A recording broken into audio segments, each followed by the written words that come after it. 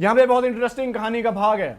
जिदकिया एक राजा था जिसके पाप के बारे में इस शब्द में लिखा हुआ है।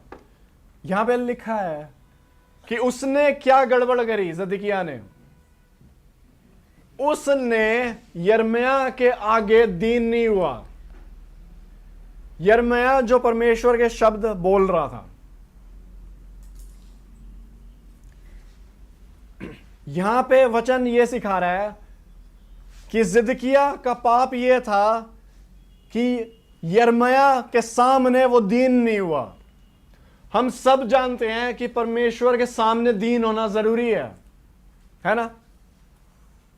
तो इसमें क्या दिक्कत है कि यिर्मयाह के आगे वो दीन नहीं हुआ? जवाब है इस वचन में लिखा हुआ है, क्योंकि यिर्मयाह यहोवा की ओर से बातें कहता था।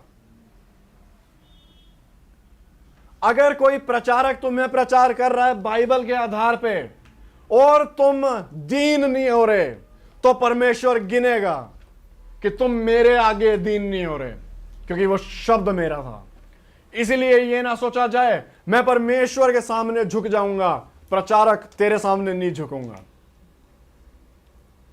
ये पाप है, क्योंकि तुम परमेश्वर के वचन का अनादर कर रहे हो और उस सिस्टम का, उस ऑफिस का, उस गद्दी का जो प्रचारक की है, जिसके द्वारा पवित्र आत्मा और यीशु मसीह प्रचार करते हैं।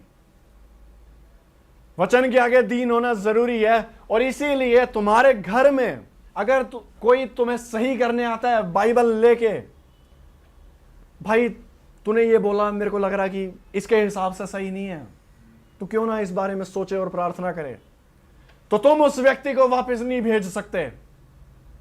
क्यों? क्योंकि वो परमेश्वर के नाम में आया है, परमेश्वर के वचन के आधार पे तुम्हें सही कर रहा है। तो ये ना बोला जाए, तू जो 1 साल से बाइबल सीख रहा है, तू क्या मुझे सिखा सकता है?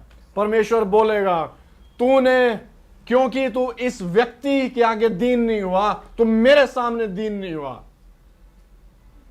वचन डिमांड करता है, वचन मांगता है कि उसके सामने झुका जाए, चाहे तुम्हें पसंद आए या ना आए।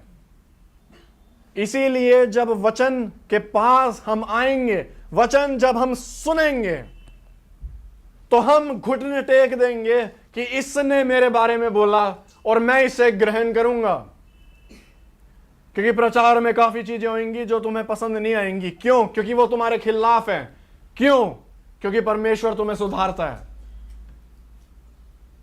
और जब वो दिन आए तो परमेश्वर तुम्हारे दिल जांचेगा, और वो जांचता है इनमें से कौन है जो अपने दिल को झुकाता है मेरे सामने, जो ग्रहण करता है, जो कहेगा कि ठीक है, आज से मैं कोशिश करूंगा बदलने की, मैं प्रार्थना करूंगा इस चीज के बारे में जो पता लगा मैं सही नहीं कर रहा था। जो व्यक्ति पहले से सोच के आता है कि मैं परमेश्वर के वचन के सामने खुद को झुका दूंगा, वो व्यक्ति ग्रहण करता है परमेश्वर की बातों को। काफी ऐसी चीजें आएंगी जो तुम पहले अलग सोचते थे और वो तुम्हारे दिल के नजदीक होंगी वो चीजें, लेकिन जिस दिन परमेश्वर तुम्हें बताए कि चाहे तुझे ये बात पसंद है, चाहे तू विश्वास ये करता आया है इतने सालों से, चाहे तेरा दिल मना कर रहा है, परमेश्वर उम्मीद करता है तुम उसके सामने झुको और ग्रहण करो।